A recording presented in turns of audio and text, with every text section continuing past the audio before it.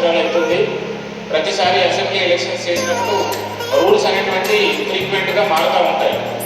So దానికి మనం చేయాల్సింది ఏంటంటే మనకి జిల్లా కలెక్టర్, డిస్ట్రిక్ట్ ఎలక్షన్ ఆఫీసర్ నుంచి వచ్చినటువంటి ఆదేశాలు, అదేవిధంగా స్టేట్ ఎలక్షన్ కమిషన్ నుంచి ఉన్నటువంటి ఆదేశాలు ఏదైతే ఉన్నాయో వాటిని రైట్ ఫ్రమ్ డిఓ నుంచి మనం పోలింగ్ స్టేషన్లో పనిచేసేటువంటి అదర్ పోలింగ్ ఆఫీసర్ వరకు కూడా అందరూ కూడా పాటించాల్సి ఉంటుంది. ముఖ్యంగా గుర్తుపెట్టుకోవాల్సింది ఏంటంటే ఎలక్షన్స్లో ప్రతిదీ కూడా మీకు ఈ బుక్ స్క్రీన్లో క్లియర్గా ఉంటుంది. ఇది కాకుండా మనకి నెక్స్ట్ ఏదైనా మన గవర్నమెంట్ గైడ్లైన్స్ వచ్చినా కూడా చేస్తాం. బట్ ఎలక్షన్ సంబంధించిన పాయింట్ ఏంటంటే మన సొంతగా ఆలోచించాల్సిన అవసరం ఉంటుంది. ప్రతిదీ పాయింట్ ఉంటుంది. సొంతగా ఎప్పుడు ఆలోచించి డెసిషన్ తీసుకుంటాము అంటే మనకి ఇచ్చిన ట్రైనింగ్లో మనం సరిగ్గా వెళ్ళిపోయినా, లేకపోతే మనకి ఇచ్చిన బుక్స్ అనేది మనం కరెక్ట్గా చదవకపోతే నిజంగా అక్కడ ఇన్సిడెంట్ వచ్చినప్పుడు మనకు తెలియదు ఏం చేయాలి.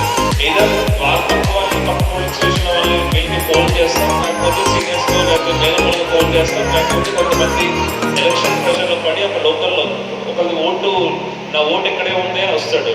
ఆ ఓటర్ లిస్ట్లో ఓటు ఉండదు. సో అప్పుడు ఏం చేయాలి? ఓటర్